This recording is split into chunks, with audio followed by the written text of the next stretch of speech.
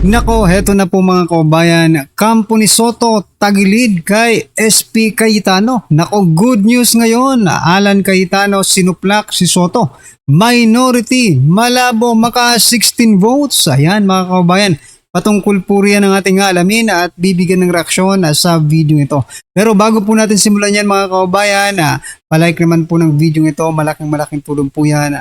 Maraming salamat po. At eto nga mga kababayan, bago po natin i-play ang video yan, eto pasadahan po muna natin itong mga nagte-trending na mga balita dito po sa social media. At eto nga ang balita mga kababayan. Nako, DTI small businesses to pay for permits in all advertisement, promos, social media post. Waiting time is 30 days mga kababayan. Aray ko po. Ano ba itong gobyerno natin, no? Parang kung patawan po nila, no, ng tax ng pagpapapermit ang taong bayan, parang wala tayong kinaharap na crisis mga karabyo natin. Ano ba, tutulong ba kayo sa mga Pilipino na di ba, maiahon man lang, makasurvive man lang sa pang-araw-araw, di ba? Ultimo, social media post, bibigyan pa, kailangan pa ng permit? Kailangan pa yan mga kababayan? Grabe naman po itong DTI na ito. Wala kayong kaluluwa. Bakit nga ba nila ginagawa ito mga kababayan? Kasi ito po ang rason, no? Ito po ang rason kung bakit nila ginagawa yan, mga karibin natin. Sabi po kasi dito, mga karibin natin, record breaking, 3 administrasyon nalampasan ni President Marcos Jr. Ang pangungutang. Kaya naman pala.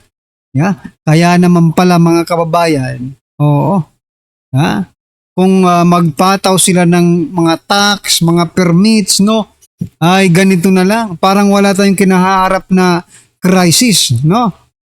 Samantalang sila utang lang ng utang mga kababayan. Hanggat kaya nilang mangungutang sila. Tayo naman, no? Tayong mga taong bayan, tayo ang sasalo sa mga pinangungutang nila mga karibin natin, no? Maging makatao naman kayo paminsan-minsan.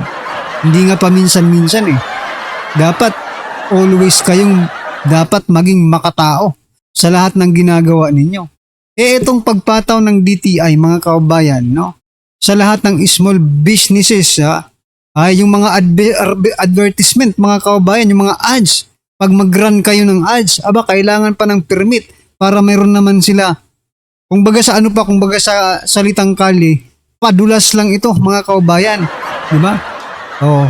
Padulas ito para maging smooth, di ba?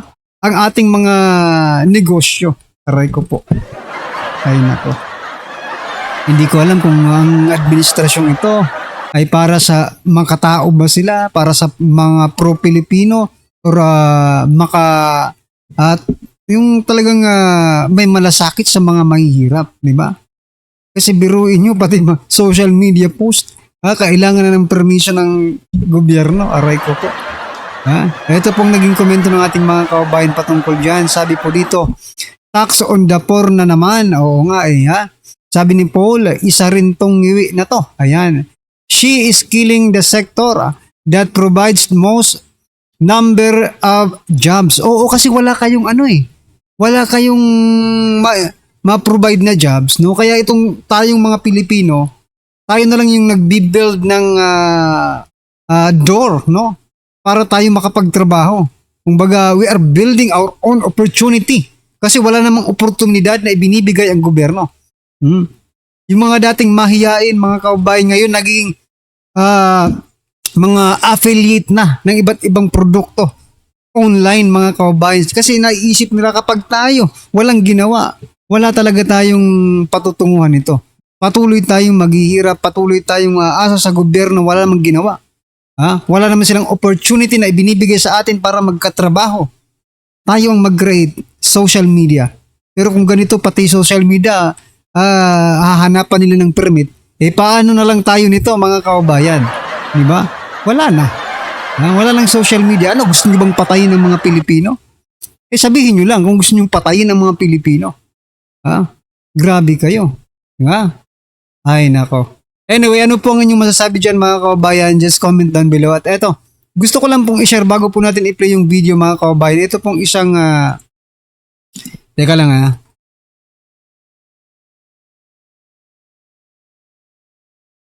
ito pong isang ekonomista na si, sino bang inayupak na ito? Si Winnie Munsod. Ayan mga kababayan. Winnie Munsod as ekonomista.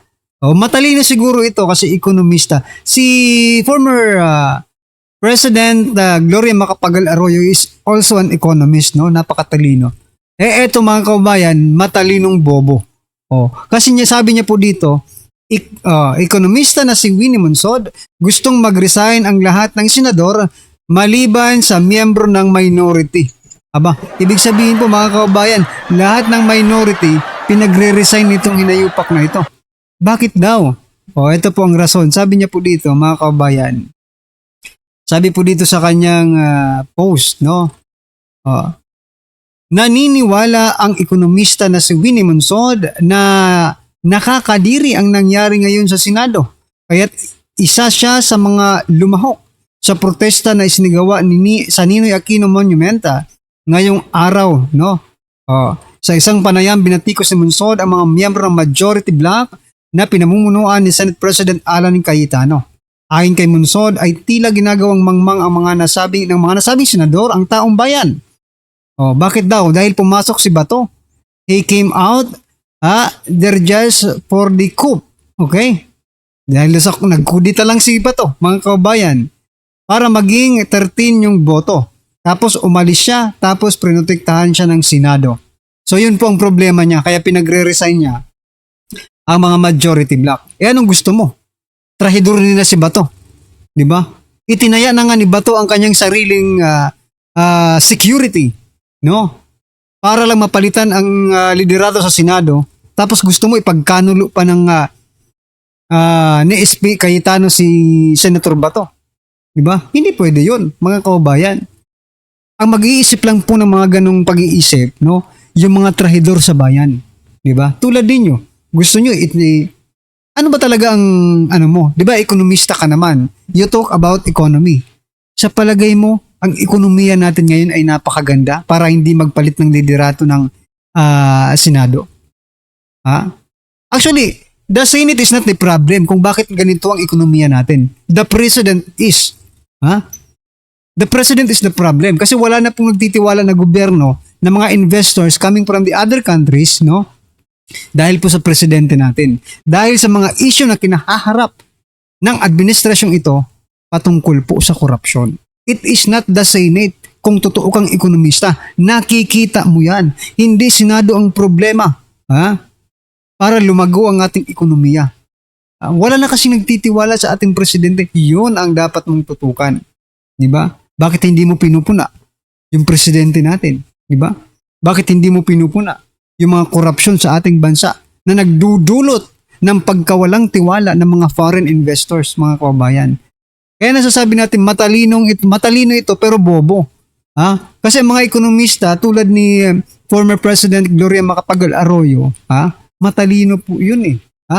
Sa panahon niya po, blooming po ang ating ekonomiya, mga kababayan, no? Pero sabi nga kanina mga kababayan, no, sa isang post na yan, eto, no? Tatlong administrasyon. Isipin nyo, tatlo from Gloria from ERAP, mga kababayan, Ninoy, Gloria na pala, di ba? Gloria, Aquino, and Duterte. Tatlong administrasyon, mga kababayan, no? Correct me if I'm wrong kung sa chronological nila, di ba? Pero tatlong administrasyon po ang nalampasan ni presidente. Hindi nga lang sa pagiging progressive, no? Kundi sa pangungutang. Inayupak na yan. Kaya ikaw, Munsod, dapat mag-isip-isip ka dahil ekonomista ka. You understand. Kung ano po ang nangyayari. Ikaw ang mas dapat na nakakaalam. Diba? kung ano ang nangyayari sa ating bansa in terms of economy. O magkano nga po ba ang palitan ngayon ng dolyar at piso? Napaka-weak ng piso. Ha? Kanina pag-check ko po mga kaubayan ay nasa 61.47 pesos bawat dolyar. Nako po. Anyway, ano po ang inyong masasabi dyan mga kaubayan? Just comment down below. At eto, pasadahan na po natin yung video. Nako, eto, pasok. Naman tayo sa konti lang yung pagitan sa majority at minority, no.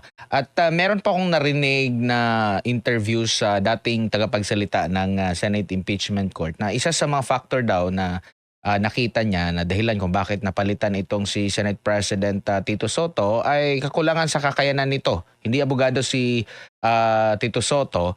At mas akma sa kasalukuyang liderato. Ano po masasabi niyo po dito, Prof? Ako'y sumasang-ayon dyan. Yan ang aking column nung Martes na nakaraan na sinabi ko doon, oo, si Senate President Soto ay mahaba ang experience, malawak ang experience, pero ibang klase ang impeachment court. Sa impeachment court, ang presiding officer kailangan mag-decide, no? Napakahalaga diyan yung jurisprudence. Ano ba yung jurisprudence? Ito yung mga kaso na pwede mong kunan ng yaman sa pag-rule, no? Na basihan para sabihin, that is out of order, that is a wrong interpretation, we should probably consider it this way. Malaki ang nakita natin sa kasaysayan ng impeachment sa ating bansa.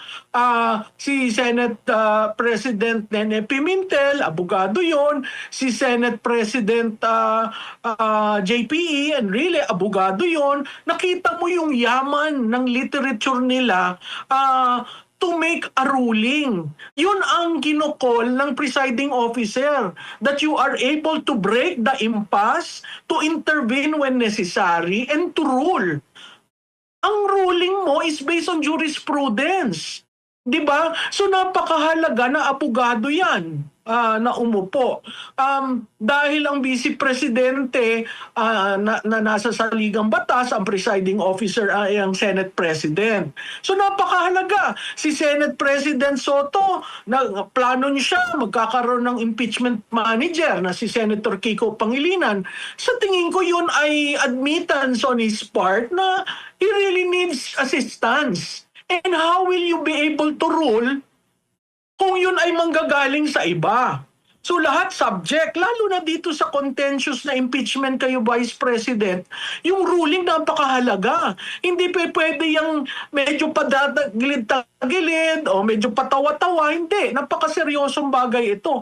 Kasi Vice Presidente yung ini-impeach. No?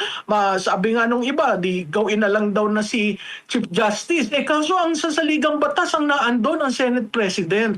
So tama yan, nag-agree ako dyan. Kaya ginawa at kaya nakita ng mga colleagues niya na mahirapan ang Senado. Sa majority nung una, isa lamang ang senador. Yun ay si Senator Pangilinan. Sa minority dati, 4 ang abogado.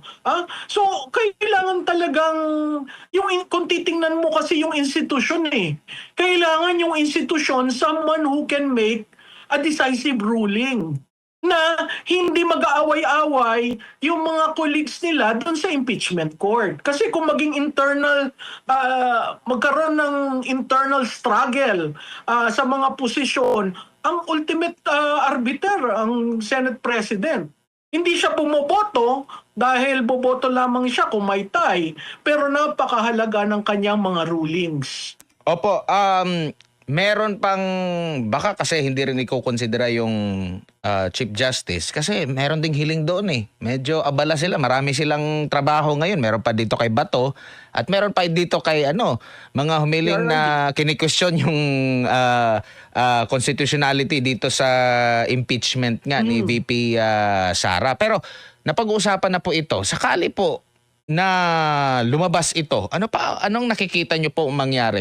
Kung paborable po dito po kay Vice President Sara Duterte. Ano ba to? Parang part 2 doon sa unang nilang nangyari. So mabubura next year na naman. At kung next year ba kung magfa-file sila ng impeachment, ano ba? Parang At mahirap na ang next year kasi malapit na tayo sa eleksyon. Yun ay kung may eleksyon, no? Pag nag-rule ang Korte Suprema na dismiss yung impeachment na yan, babalik tayo uli sa square one, no? At legitimate ang mga issues na dinala sa Korte Suprema, yung acceptance kay Madriaga, yung COA ruling being final, yung AMLA report, di ba? At saka yung conditional threat. So napaka-importante na hintayin natin ang Korte Suprema na mag-appreciate kasi nagbigay na sila ng unang ruling doon sa unang impeachment and apparently hindi pa rin sinunod ng House of Representatives yon. So talaga napaka-importante yon. So hindi dapat gigil ang Senado, tama ang ginawa ng Senado na ang unang hearing July para mabigyan ang Korte Suprema ng panahon to rule on it. Kasi pag nag-start na ang trial, may certain rights na makwe-question, mahirap mong i-dismiss ang impeachment court pag nagsimula yon. Lalong magkakagulo tayo. So, mas siguro dahan-dahan at maging kalmado at hintayin natin ang ruling ng Korte Suprema.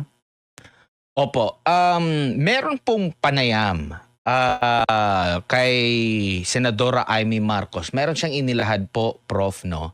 Maliban doon sa mga cash consideration, sa pangako na budget para doon sa mga pumirma, meron pa siyang nabanggit na yung papahabain daw yung termino, magkakaroon daw ng pagpapalit ng konstitusyon. Tinanong nga siya, sino bang source mo? Sabi niya, yung kabilang sa mga meeting, marami daw mga secret meeting na naganap at seryoso yung kanyang So yan mga kababayan, ano po ang inyong opinion, reaction patungkol po sa video ito? Just comment down below mga karabin natin. At syempre, huwag pong kalimutang i-like ang video ito. Malaking tulong po yan. Maraming salamat po.